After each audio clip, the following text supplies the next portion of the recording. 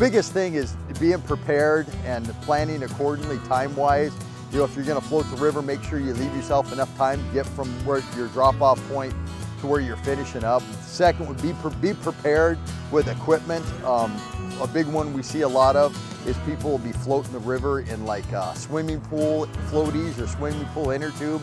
I would recommend if you're gonna get a tube on the river that you'd have a heavy-duty truck or semi-tire tube. Something that if it brushes rocks or brushes a snag or something, it's not gonna pop as easily. And of course, personal flotation devices, life jacket.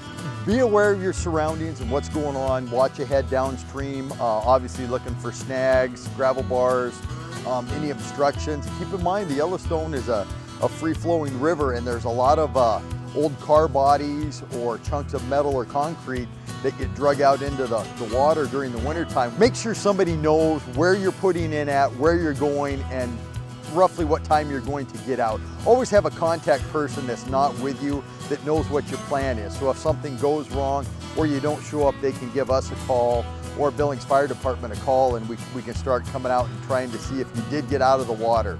I would definitely recommend putting in at one of the parks where there's a boat ramp, like Riverside Park in Laurel, Colson Park, East Bridge Fishing Access, where you have good access to the river. There's not steep rocky banks that you're gonna have to climb down or get out of. But the big one is no excessive use of alcohol. Alcohol will dehydrate you, and you never want to go out floating alone. Make sure there's at least two of you and that somebody, friend or family member, knows where you're going and when you'll be out.